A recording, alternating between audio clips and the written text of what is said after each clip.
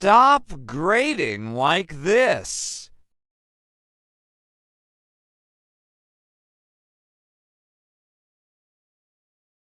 Instead, select all of the grades. Press Ctrl 1. Go to Custom and type in this code.